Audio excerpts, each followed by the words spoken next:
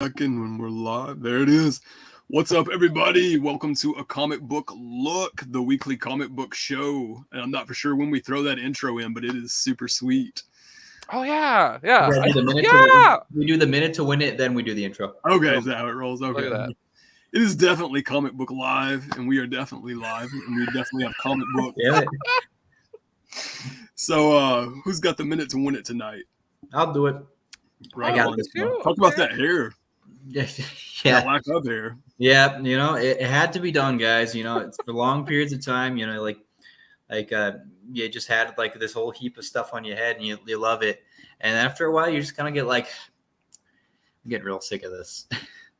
So I had with a tender heart, I said, I think I got to say goodbye to it.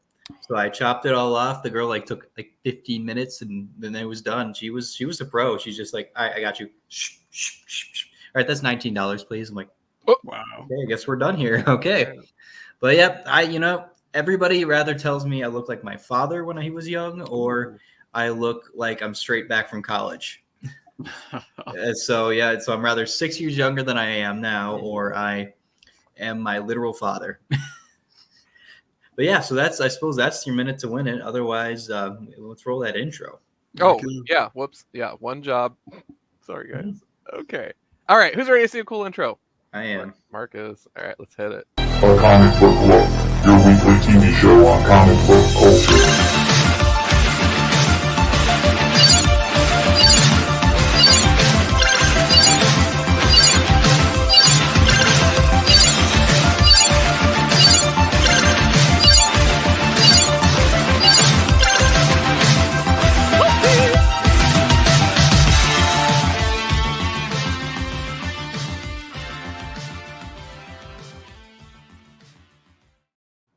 Hell yeah. I love it every single time. Yeah. Mark, last time I played it 3 times in that episode. It was so great. As you should. Oh, man. Heck yeah. Comment check really quick. Blair is definitely on time for Comic Book Church. Thank you so much for tuning in, Blair. And Woo, back to you. On YouTube, Mr. Mark Howard is tuning in saying, happy Wednesday, new comic book day. On my way to work, so I will catch the replay. Mark, have an excellent day at work or evening. And hopefully your day is filled with adventure and glory. Absolutely. I love that. Boom.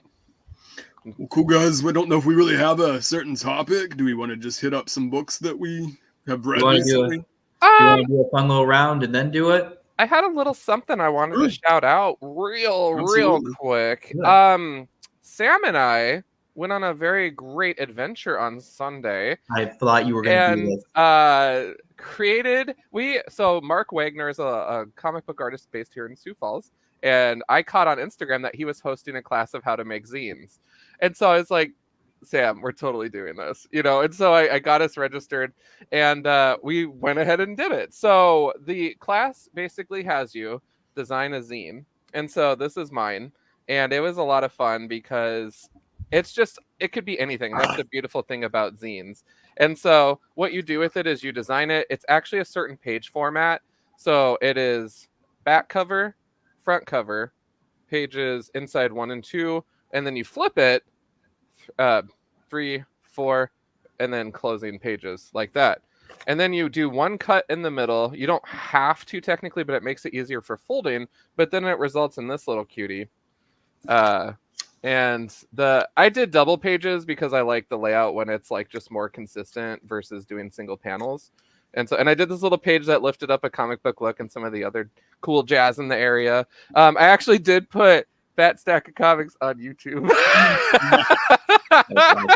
So, nice. It was a great time though. So on the Sioux Falls side of things here, shout out to Rose and Eugene's Presents. That's the venue that hosted the event. It was very well organized. Sam and I had a blast, and shout out to Mark Wagner. That was so much fun. Yeah, he was very good at teaching it and making sure you understood what was going on. Yeah, it was really well done. This Johnny's was like a lot of like things that he's doing and some positive affirmations. I really liked that. Mine was I think I just ended up drawing owls because I like drawing owls, I guess, and then I just formed a story around that. Yeah, and basically it was basically just a pun, just like don't judge an owl by its cover. get to know who they are. It was really just a fun. It was great. It was great. So, Chad, I think that's you in the comments. It's doing the old, we can't tell you who it is because it's in the comic book look group. So that's really annoying. It's his Facebook user. It is Chad. Chad, just so you know, Sam's is actually a hoot because it's an owl book. But you like that? Boom. But Sam actually can draw. I cannot. So I just need to clarify that mine was more text and like I just lightly like doodle and stuff like that. But Sam definitely is way more. And we were sitting at this table with a tattoo artist and his son. And I actually have his right here. Oh man, that was so cool. I actually have Solomon his right Carlson here. Is his name, I believe. Yeah, he's awesome. Yeah, very nice guy. Look at that. Look how cool that is. He's over there just crushing it, and we're like, oh. That's his handles right there. If anybody wants to see those. So good. Yeah. So it was a lot of fun, and honestly, it really gives me more appreciation. You know, like Tom puts a lot of work into Spork, you know, the magazine that he does, and just seeing people like manifest these things that they want to do, and you know, get them on the shelves around town. That's cool to me. And so just my hats off to all the zine creators, all the indie comic book creators out there doing their thing. It's really cool. So yeah, it's genuinely something that we I don't know about you guys personally, but for a long period of time, I saw these like books and these independent created things, and I went like, these people must like know something I don't. You know, I just like, there's just like they got the drive or whatever. And because I thought I'd never be able to make something anywhere close to something like that, or even get my foot in the door or something like that. I just thought I'd be always kind of in the purview. Doing this and doing all this stuff, especially with comic book look and everything, it really has kind of shown me that I can like, it's a little easier than I expected to do things that maybe I wouldn't have been able to conceive even before. Like I'm working on this book with Johnny. I did this little zine thing in like only 2 hours. Hell, I could make my own now. I feel like it's just very cool. It shows you that like, you know, it's nothing is unattainable if you go at it the right way, I think. Yeah. So that's just really cool, I think. Yeah. Definitely. And then we had Mark Wagner on the show, right? Promoting his zine. Yeah. Content rot. It was amazing. Yeah, Mark's cool. Oh, there's something about that name. I don't know. You're like, okay, John. That's awesome. But that was all I wanted to lift up, I think, for right now. On the Bamboo Panel side of things, we definitely have some exciting news coming up. We are finalizing just a couple more things, and then we'll actually have a release date for our first book, complete with a Kickstarter beforehand and complete with a physical release party in Sioux Falls. It's going to be awesome. Yeah. You know I love to throw a party. So Any excuse to, really. So more to come on all of that. Very cool. All right. So then do we want to get into books now? Anybody else got anything they want to talk about or uplift? Shout out to X-Men 97. We lost the creator over some dumb controversy. I don't know what's going on. Maybe it's not dumb. Maybe it's a legit reason. I don't know. What are you talking about? Ultimately, yeah, the guy that wrote X-Men 97 got canned from Disney, and I'm seeing a lot of buzz in the comments like he started an OnlyFans or something like that, and Disney doesn't vibe with that, so they're like, hey, sorry, even though you just wrote this show for us that we're about to announce, we're gonna let you go. And to me, it's like there's got to be more context behind that, because that seems pretty odd to me. But I'm going to say that all carefully, because watch something really hot and spicy come out and then everyone will be like, oh. Do you think it might be like a James Gunn situation where someone unearthed tweets from like 20 years ago on him? I don't know. That could be something like that. Yeah. So I don't know. Mind your P's and Q's, people. Be nice. Yeah. Or you're going to get canned from Disney. In that same vein, I did go back and watch. I was caught up on comics. I went back and watched Loki season 1 and finished it. Okay. Yeah. And the verdict was like, I didn't care for it, but I liked aspects of it. I think if you took those 6 episodes, which is roughly 6 hours, condensed them into one movie, like edited it, I think it would actually be good, because I loved like Alligator Loki, and a lot of the Loki variants were cool. But 3 years later, I finally finished Loki, so now I gotta. Yeah, I'm locked. I've only watched season 1 of myself. Loki. Yeah. Like you're kind of onto something there, Mark, because I think that's a lot of Disney Plus shows. They like maybe if you stop making everything 6 episodes and cut all your nonsense out, you could make just a pretty dope movie out of this. Yep. Obi-Wan probably could have been like that, you know, Yeah. like how many times did you just wander around like I am Obi-Wan? This is the I desert. haven't watched it yet either. Or like how often like how many of those like how many scenes in like Captain Winter Soldier and Falcon did we need? We could have made a whole nice clean movie about that. Yeah. No, it's my favorite one. I liked that show. Yeah, I that liked was fun. WandaVision, but I agree that you could definitely edit it. I'm like so yeah, like I think there's a lot of things to that. I think Disney's trying to make you like they kind of like pull it all apart so they can get 6 to 7 episodes out of it maybe. So they kind of like lengthen things up and then just kind of sometimes a nice clean cut movie is just fine. It's ironic because I just said I loved the 3-hour movie Dune. So Y'all want to talk about Dune? Oh, Dune. Oh, I loved it, man. Oh, I've not seen it, but y'all go ahead and talk about it if y'all want to. I liked it. We Tom brought it talked up. about it. Yeah, we talked about it last week a little bit, but I will say for those of you that haven't seen it and have any inclination to see it, definitely one of those movies that I think is worth seeing on the big screen. I think that the action was there, but I totally recommend watching part 1 first because otherwise you're going to be like, why does this matter? But the action is on point. Chad, look at Chad. Chad's been throwing in the comments. I've been loving it. Chad's been a little spicy in the comments there. But no, it's definitely a movie I think worth taking a look at. I personally, out of all the iterations, this one I've thoroughly enjoyed a lot more than previous ones, I'll be honest with you. I'm also not a massive Dune fan. I know there's people that when I worked at Rainbow, there were the customers that would get every single cover of, when they would launch like side series or the main series or whatever. So, but I'm becoming such a Dune fan. Yeah. Like I am new to it all, but Is that why you cut your hair? You're getting ready for the desert planet? No. Next week, Blue Eyes. Yeah, there you go. I'm just like I'm falling in love with it, man. Like one thing I love is just a new like thing of lore I can just dig into, and that's all that Dune is. And that's I love every bit of it. I love the movies. I especially I went back and watched the '80s movie even because I wanted to see the differences and everything. And that movie, if you don't want to watch 6 hours of Dune, you go watch the first one, and because everything these two movies do is like all in 2 hours and 15 minutes, and it's like this. Listen, we got a lot of ground cover, everybody. Let's go.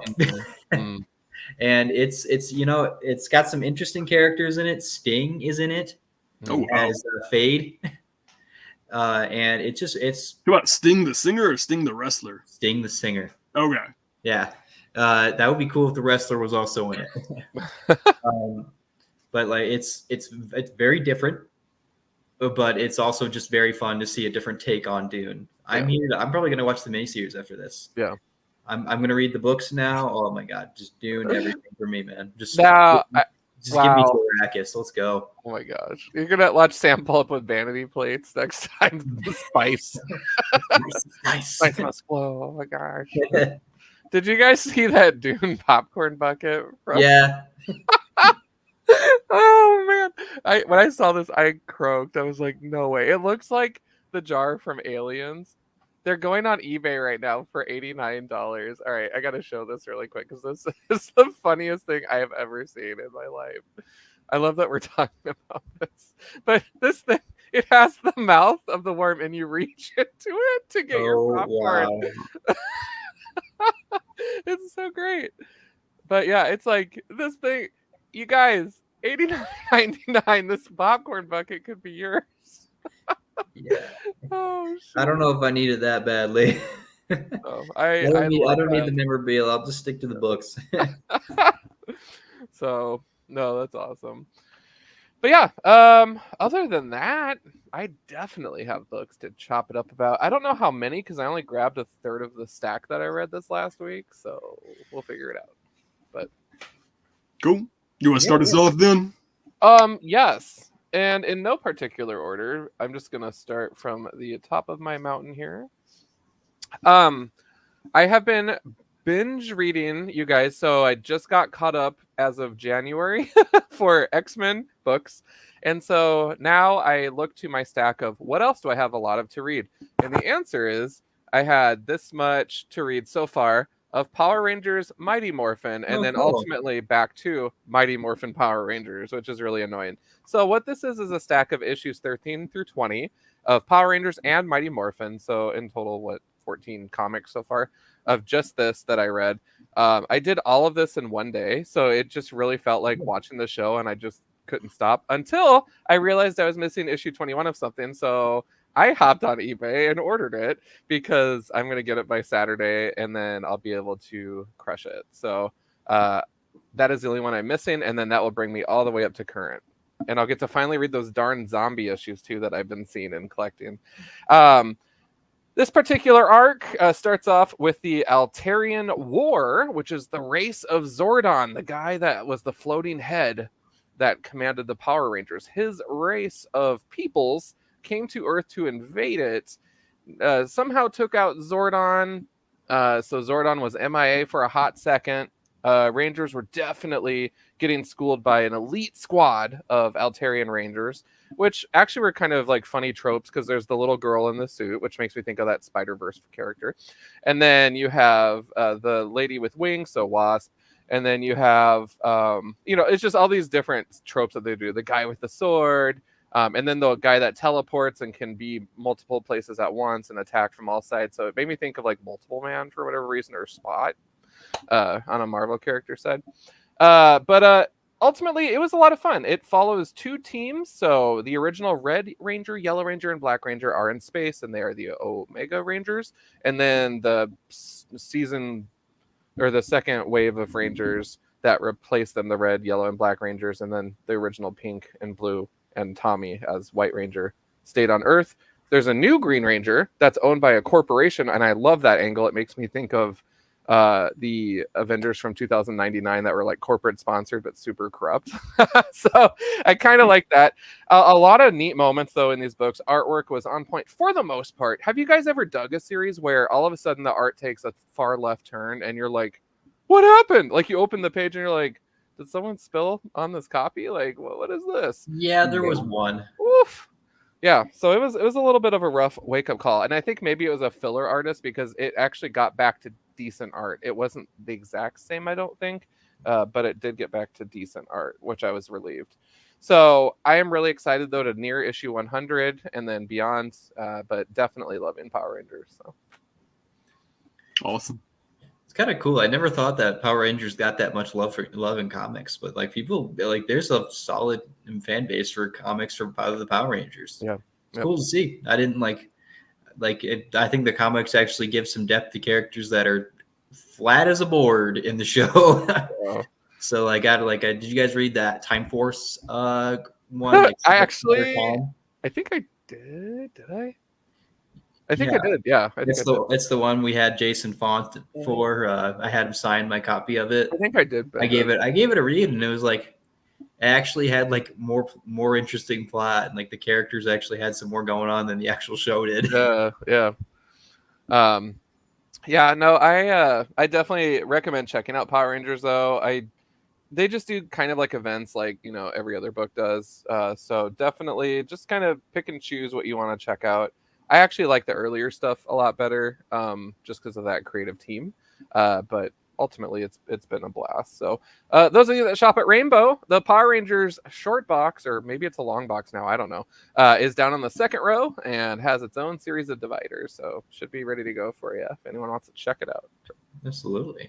Did y'all feel like readership raised whenever it was the Green Ranger that came to Rainbow, right? Yeah. Would people jump on to more Power Rangers after that? So in terms of Power Ranger sales, maybe like one or two people, but if you're a Ranger fan, you're already there. I think maybe the Rangers readers just got a little louder. Maybe it's possible that like more came in, but like I still see the same people who come in for Power Rangers. There's still people who read Firefly books, even though I thought that was like, who's still reading Firefly nonsense? A lot of people, they looked at me funny. That's a strong following. Yeah. So I would just maybe they just are more excited because the people are coming to visit them. So like, it's cool. Yeah. So they're probably a little louder that they're about their book. Let's see if we can get Nathan Fillion on. Chopped Oh up. my god, that would be amazing. That'd be absolutely. Sam will be like, I can't make it. We have Nathan Fillion. Oh my gosh! Yeah, oh, come on, yeah. Cancel all my plans. Yeah. But yeah, no, definitely worth checking out though. But yeah, for any Rainbow customers, second row, beneath the Spider-Man table ish and miscellaneous us. So Heck yeah. Right on. You gonna go next, Sam? Sure. So this one, I excuse me if I may just not know the whole plot of it, but I was listening to an interview with the creator of this book, and I fell in love with the concept of it. So this is just me restating a concept I heard about 2 weeks ago. So this is Helen of Windhorn. I believe it's that or Winehorn. This is it's a Dark Horse book. This is written by my boy Tom King, so that's why I'm reading it. But apparently, it is a gothic styled book about this like young 20-something girl or 18 or whatever or how old she is. She's going to live with her grandfather because her father had died, and she realizes that her grandfather was this. I gotta back up. Sorry. Her father had told her all these stories about this like crusading warrior, like a barbarian type, swords and sandals hero, and turns out all those stories are from her grandfather, who now she lives with. And so it turns out like this girl lives in this big old gothic house and with Conan basically. And that's just sounded really awesome to me. The art in this looks stunning. I can't wait to dig into it myself. If any of you liked that DC book, Supergirl, Woman of Tomorrow, this is the same artist. Okay. And let me see if I can get the artist for you here. I want to see some interiors too. Yeah, okay. I mean, like here's the first page right there. Okay. Yep. Yeah, that it's by excuse me if I mispronounce it, but it'd be okay. Bilquis Everly. That's Okay. I'm gonna spell out the name. Bliquis. That was amazing. Yeah, so I'm like, I apologize if I mispronounced that, but this is a fantastic looking book, and the concept alone got me. So I'm gonna read this first issue. I'm probably gonna love it. Cool. And it's Dark Horse. Dark Horse doesn't get enough love. That's what I was just thinking, because last year when we did our top comics of 2023, I had 2 Dark Horse titles in my top 3. I had All 8 Eyes was, I think, number 2, and then Where Monsters Lie was my first choice, both Dark Horse books. So. Now they know how to find like a good narrative, I think, in a story there. Yeah. Of course. Cool. Everybody okay? Mr. Mark? What's that? Sound like there was like drag racing or something going That's on. you, Sam. I apologize. My I guess drag racing is going on outside my window there. Sam's actually a NASCAR race right now. Yeah, Shooting Fast and the Furious Part 13. Yeah, that's why you got the haircut. Got it for the family, right? All for the family. Boom. All right, cool. And this was Incoincidental Dark Horse. This is the John Carpenter's Toxic Commando Rise of Sludge God, I believe. Yeah, they didn't have that part. That is the Sludge God. I guess they didn't have to put the title there. I originally didn't put this on my pull list because I think it ties in with a video game, and I don't really play a lot of video games. But then when I saw it on the shelf today, I was like, that just looks too cool to pass up. I flipped through a couple pages and like, yep, I'm going to check this out. And then I added it to my pull list. I'm glad I did because it's actually really good. It's like a company is like drilling beneath the Earth's surface for like this life source that's like clean and going to be like world changing. And they end up hitting something dark and evil instead, which is the Sludge God, which rises. But it just reads like a really good horror action movie. And you just can feel the adrenaline rush as you read it. And I wouldn't necessarily say it's zombies, but I guess you could say it's zombies like kind of are like part of the horde with the Sludge God. But I'm looking forward to more. I think there's only going to be 4 issues, but this was really solid. First offering right here. Does this not? Is this not like Toxic Crusader? No, to my knowledge, unless they're doing something totally different, like a new avenue with it. But you get those vibes, especially from the title. But just based on the first issue, I can't tell that they're doing anything like that. Okay. Yeah, that looks cool though. I thought for a second, I thought you were like, oh, is this like Troma's Toxic Crusader book? That's no. I like thought that whenever I read the title too, I was like, is this in that vein? But I don't think so as of right now, unless they're going a completely different direction with it. But that's kind of cool. So they're like just biker, like a big like motorcycle, not motorcycle, like they're racing, and then they just come across some like weird dark energy or something. Is what you're saying? Like drilling, like underneath the Earth's surface, like this company. Yeah. Ooh, that's terrifying. Oh. Yeah. And they're like being told to stop, and then they just keep on doing it anyways because they've already came this far, and money involved, and prestige involved, and greed. That's a. Why has that not been a movie yet? That's a great idea. We dug too far. We dug too far. It was buried beneath. That sounds awesome. Heck yeah. Really quick, just catching up on comments here. Chad is bringing some wisdom, saying Jason Font is awesome. Facts. Jason Font is awesome. Shout out to Time Force Rangers. Oh man, Sam and I were headbanging to that theme song when we were watching it. Time Force. We were like, yeah. Jump off the counters. I couldn't do that. They're glass counters. Yeah, we were flipping tables. We were menaces. Yeah. And then Chad also pointed out Power Rangers: The Return is so good. Amy Jo Johnson, the original Pink Ranger, is involved with writing the book, and she nails it. So that is awesome to see. I'm really happy to see it on shelves. And this is going to sound really dumb, but when they do a Kickstarter saying this is the only way you can get this, I'm just like, oh well, I don't have that much money right now to throw at this, And now seeing it in comic shops, I'm like, duh, of course they're going to sell it in comic shops. So I'm excited to check that out when I get my next brick of books. Because I love me some Power Rangers, so it'll be fun. And then there was one more thing here. Nope. Okay, never mind. Oh yeah, there is. Yeah, right there. Boom. My scrolling is being dumb. Tony says, "Good evening." Tony? Good evening. How we doing, Tony? Thank you so much for tuning in. Am I up next? Yes, sir. Okay. This next one. Yeah, this next one is gonna kind of be a fail. It wasn't great. It wasn't terrible. I liked Venom a lot. So I finally got to reading the Extreme Venomverse issues 1 through 5. The thing that I liked about this the most, the story, I don't know if I really give a rip about it. I'm kind of over the multiversal hopping portals, like everything on the big screen is going towards it. All the books are going towards it. Star Wars is going to start doing it, I guarantee you. And beautiful covers, but the one thing that this has going for it, I like the different creative teams and the stories that they're telling in terms of the page layouts, the art, everything like that. So I'm a huge, like, every time I read something now, I'm always looking at the little details, like, ooh, I like that. Ooh, how do they do that? And, kind of investigate.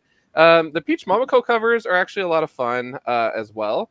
But I got to say that there's moments in here where I'm like, why was this a thing? Like, we're doing it just because we can do it, So I apologize if there's any diehard Venom fans that really are like, oh, this is the grail or whatever. I don't mean to yuck your yum or anything like that. It just wasn't for me. And I love Venom. I actually have Venom art and Funkos on my wall right here. But I unfortunately for me, this kind of was a miss. But maybe it's fatigue from everything else that's going on right now that led me to this. So, what is the story? I see people buying that book all the time, and it's like Venomverse. It's like, what is it? So, if you know the Spider-Verse, it's because there's lots of Spider-Man out there. So, Venom is going to be different iterations of Venom, some of which were actually cool. There's one where it's like a Western setting, and it's a tarot card reading gal who looks like a Venom bride kind of thing.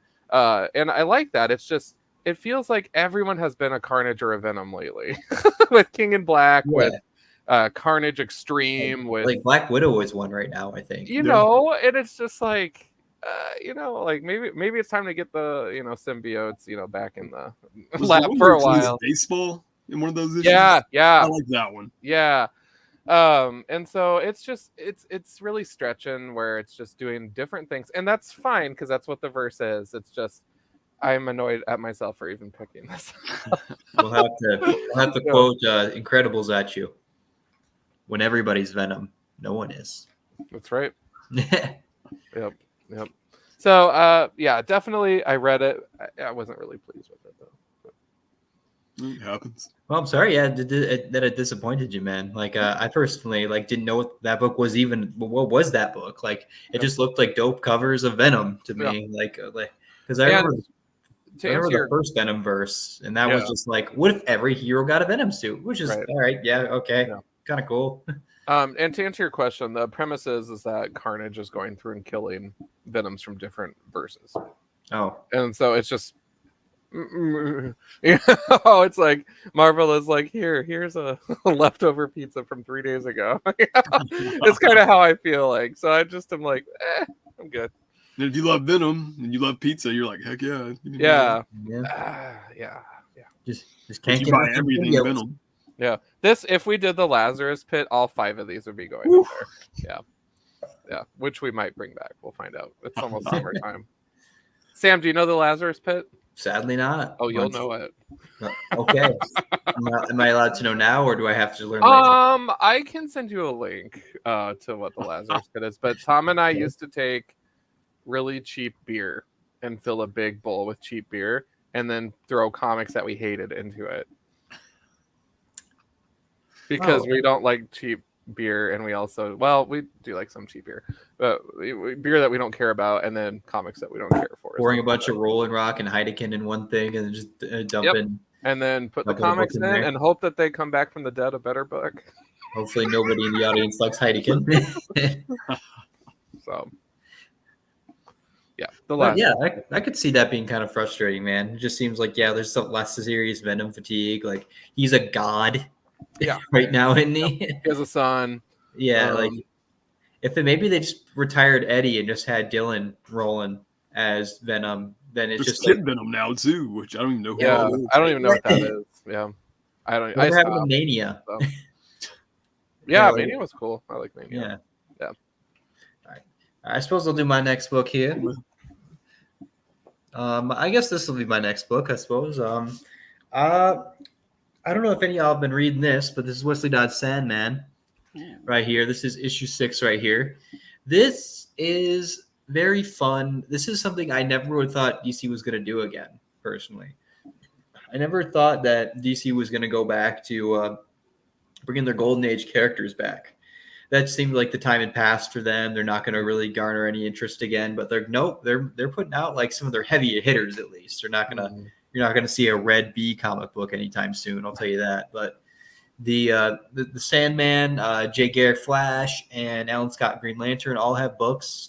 Very good so far. This one is my favorite because it's written by Robert Venditti, and that dude just knows how to tell a very good story. And Wesley Dodds is a fun character because he is very he's very similar to Batman, but he also uses his gas guns. He tries to find ways to not use violence in his daily life, but when he goes to be a mystery man, which is the Sandman, he fights people, and but he doesn't feel the need to use lethal methods, which I think is interesting. He's very brutal and basically kind of does the what's that? The Phantasm thing where it's like, here are your sins, feel them, and the gas makes you feel that. In the previous issue, he gets a little bite of his own gas, and he's like, "Whoa, that's what I've been doing to people." Ooh, okay, we're gonna slowly stop doing that as much. So he's just going to knockout gas now because he thought that was a little extreme. He kind of this arc on Sandman at least is interesting because it's kind of showing that maybe brutality and might makes right isn't always the best option. And a character that probably was always on that train is kind of learning, okay, maybe I don't need to be this savage to people all the time. which I've been really liking this. And the art, it's give or take depending on if you like the style of art. It works good for Harley Quinn, but I don't really know if it works well for Sandman.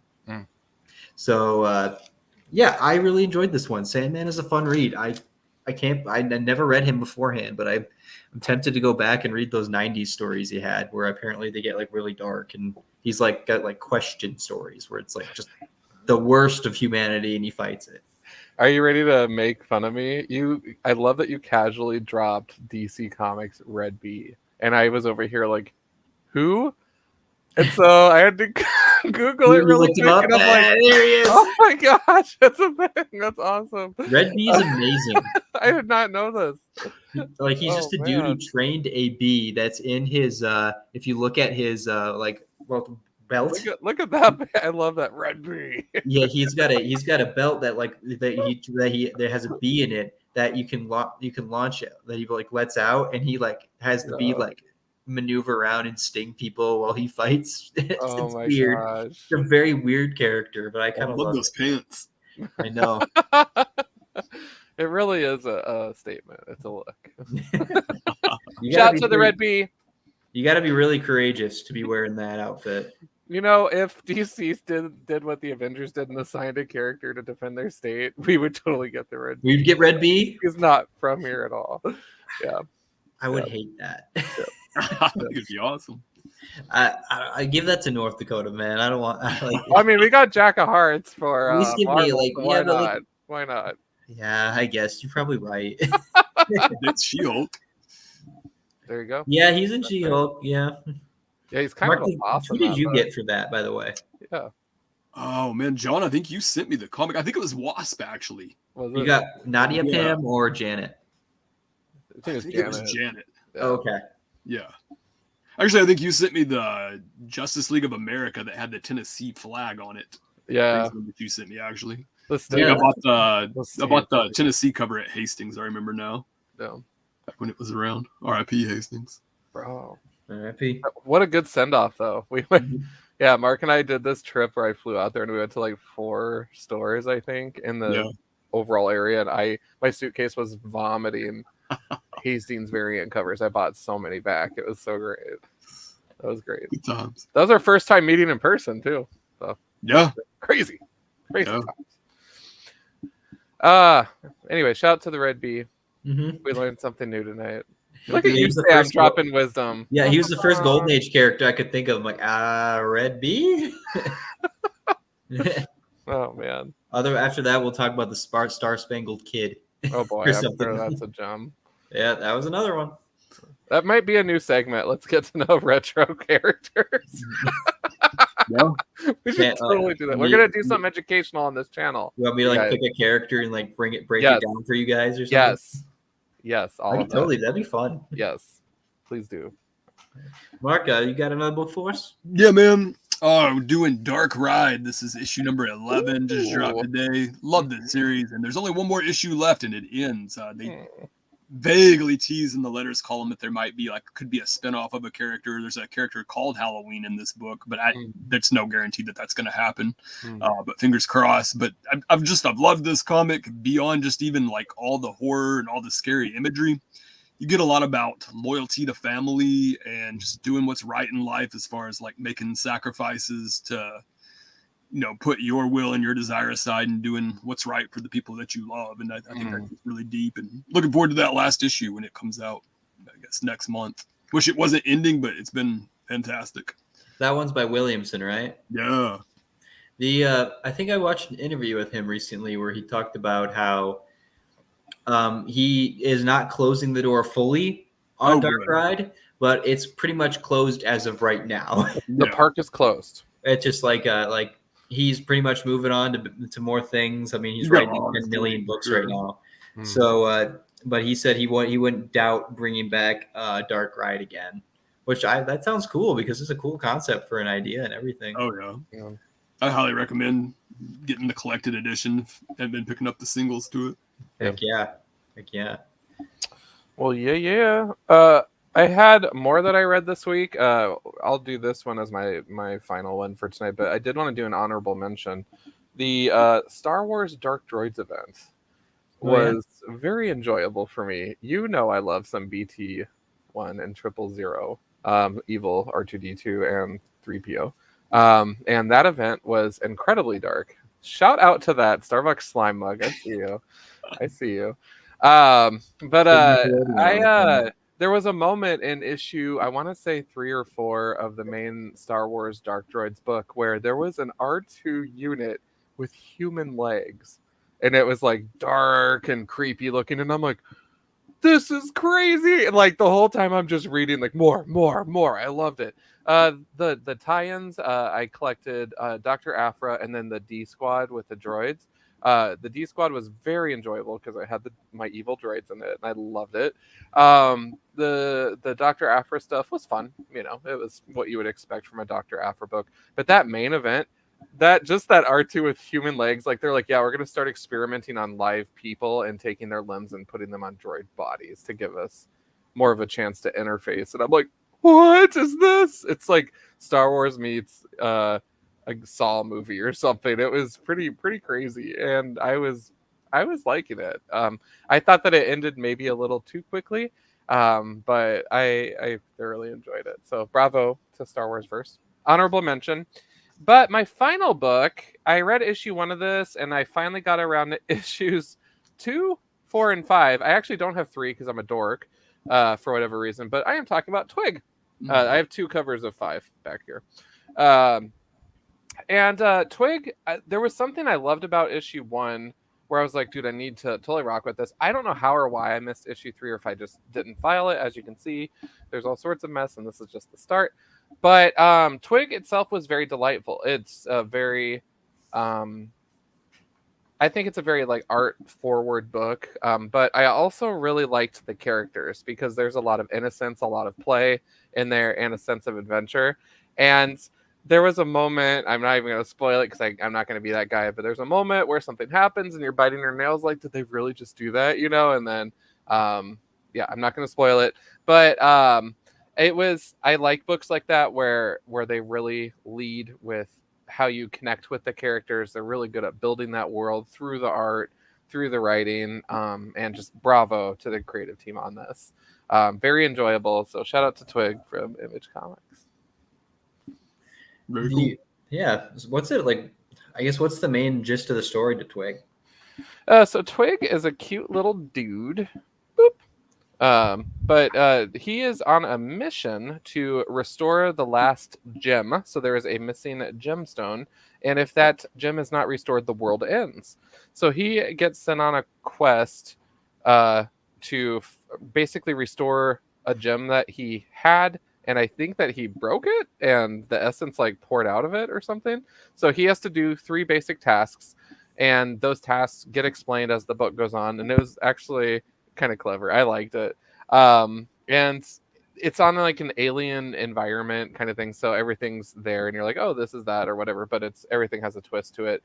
But ultimately he goes on a little adventure and meets a variety of characters along the way. I love the art. I love the layouts to these issues. And this was probably one of the more enjoyable reads. And the covers are just so great. Oh, It's got a young write it. Yeah. Yeah. Yeah, and that's what when I remember opening issue 1, like, okay, I think I know what this is gonna look like if Scotty's involved, and then it was actually a completely different artist, you know, and I'm like, I'm not mad about that at all. So I loved it though. It's a 5-issue run, and then it does indicate that he may return, which is nice. So definitely not too big of a thing, you know, to purchase if you want to get the singles. I recommend it though. I think it's something kind of neat. Yeah. Yeah. I suppose I have a third one, I suppose, but I don't think like I'm going to talk this one up as much as the other ones, unfortunately. The Action Comics, we got our new writer in right now with Jason Aaron. He's been doing this new his first arc coming in is Bizarro World. Where like I feel like we've kind of had this story before, where like Bizarro kind of flips everybody to where they're Bizarros now, or maybe Superman's on Bizarro World itself. It's fun, and I think the character of Superman is still intact. Like he acts in character. He's internally compassionate and like working himself to death to just keep up with this whole like city. Like there's a good thing in the last issue where he goes and says like everybody wants to die here because that's what they think is the right thing to do because it's opposite of what they think they should be doing. And every time I save them, they hate me. And I've managed to save everybody. No one has died yet, and it's been a month. And that's, of course, that's just Superman right there. He's been running amok for a whole month, saving everybody, getting no people like telling him he's been doing a good job. People like spitting in his face and everything because of that. Everything's flipped. Unfortunately, I've read this story before. We've all seen the Bizarro story before. Kind of clever to think that it's like, Superman's completely anti-magic, so Bizarro would be great with magic. And so that's a new twist on it, but like, and it's fun, but it's a very easy breezy read. It's something I may forget soon enough. But if you're just looking for a fun Superman story, I can't say it's bad. Yep. It's a fun read. Superman does really well in it, and all the characters are good in it. But it's not jumping for joy for it. If the next arc is not grabbing me, I might drop Action after this, which is kind of a bummer because I really liked the last Action. Yeah, that's Action Comics right there. I was disappointed that Jason Aaron only did those 3 issues. I thought he was going to have like a long run. Oh, that's it? That's it for Jason Aaron because Joshua Williamson will be doing some type of event now with that and Superman tying in. Oh, it makes sense, actually. Brainiac War or something like that. I'm going to end up reading so much Superman. I'm gonna read it. I'm gonna enjoy it. But that's gonna be a lot of Superman. Yeah. Cool. Last up for me, Thundercats. Oh, there we go. Number 2. Love this book right here. It doesn't tie in with Energon Universe, but it's definitely, if you liked all G.I. Joe, Transformers, all those properties from the 80s, you're going to love this because I am an 80s baby, so I absolutely do love this. Had the action figures, watched the cartoon after school, and this is just really just bringing all that back. It's quality. It's perfect. I know I throw that word around a lot, but the books I usually talk about, the books I actually spend money on are usually that. That's why I get them. But this is just so good right here. You've got Lion-O trying to just establish himself as the leader of the Thundercats. It's not picking up where the cartoon left off or anything. It is basically based on that. It's telling that story, but in a new way. And it's an reimagination of the story. Yes, exactly. And he's establishing himself as the leader. He's kind of butting heads with Panthro here. Then you see like the classic villains like Slythe kind of coming into his own and establishing himself in the book. And Mumra just kind of in the background right now. He hasn't really got going, but there's a little bit there. The way this ended was just like a huge, oh my gosh. Okay. So, loved this so much though right here. 6 out of 6. Love this comic so much. So glad. I hope this has like a really long run too, like Teenage Mutant Ninja Turtles is about to hit 150. I hope Thundercats goes that cool. long. Yep. Yeah. I mean, I think the book is really well loved and people have been buying it a lot. So I don't know about 150 issues, but I could very easily see if like maybe a 35, 40 issue run on this. I hope like so. a no-time stat on that.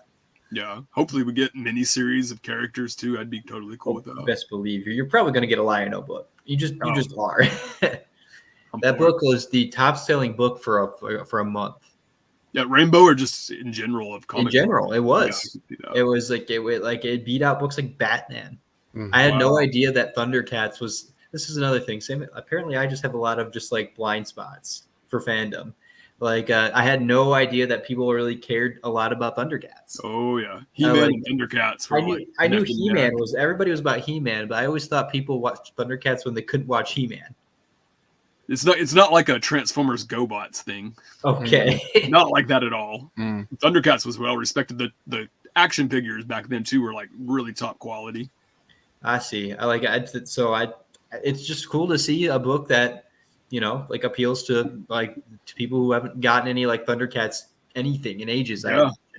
So it's cool to see it's doing well. I love that.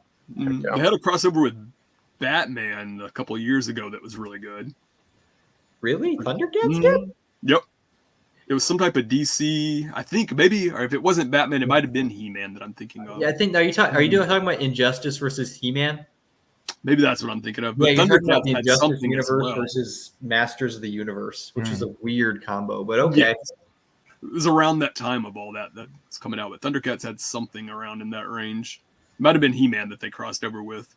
I know Batman crossed over with Ninja Turtles around that time as well. Like 3 times, yeah. Yep. Like 3 volumes of that. Oh man. Sorry, I'm just looking at Red B over here on my other monitor, and I'm just like, this is fantastic. We need to do that segment going forward. Yes. All right. Yeah. I'll think of a hero every time, and I want the most obscure vintage that you can get. You bet. I'll find Because some. those costumes are gonna be banging. I'll find some. Who's that Banjo Man from DC Universe or something like that? Banjo Man? Banjo. What? Yeah, that's a character. I think. I'm familiar with Banjo Man, but rest He's assured, great. I'm Googling it after this. No, Mr. Banjo? Is it Mr. Banjo? Is that what it is? Mr. Banjo, yeah. Oh no. Hey, yeah. man, if you've been a company since the 30s, you're gonna make like a lot of weird characters every once in a while. The image search pulls up like, hold on, I'm gonna see if I can just find a better picture here. Banjo Man. This is a thing. It's Banjo. gonna be super like not huge, but we'll try here. This guy's look is everything. Wow, that's pathetic how small this is. Oh my god. Mr. Banjo. Oh my god. So Why does he funny. look so dapper? Like I would think like he'd have a straw hat with a piece of wheat out of his mouth, going like, "Oh, Banjo Man." I don't know.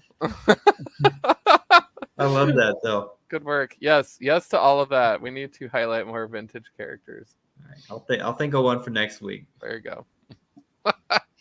Oh man, that was it for books for me, you guys. Plus my honorable Same here. mention. I have a lot Anybody of else got reading anything? to do. Sam, do you got anything? No, I got nothing. Nothing. Nothing out of me tonight. All right. Well, cool. Well, I suppose we should probably shut it down, and then after that, we'll roll the intro as the outro because the people want it, so they need it. All right, Mark. It would be a hard cosplay. Sorry, I looked at the Facebook comment. Oh yeah, Mark, give us the best outro. Appreciate everybody watching tonight, and hopefully get out to your shop. Got some awesome comics. Let us know in the comments the books that you're reading, that we're reading, and what you think about them, and books that should be reading that we didn't talk about. But hit us with your catchphrase, and I'll hit them with my catchphrase. And if Sam wants to create a catchphrase on the spot, he can hit us with that as well. Yeah. All right. All right. Well, I'm gonna drop it right here, you guys. On a comic book look, what do? We keep it comics for sure, man. And then I pass it to Mark to say. Bagging and boarding's never boring. And then Sam. And you stay classy, San Diego.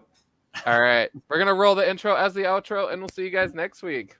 Boom. A Comic Book Look, your weekly TV show on comic book culture.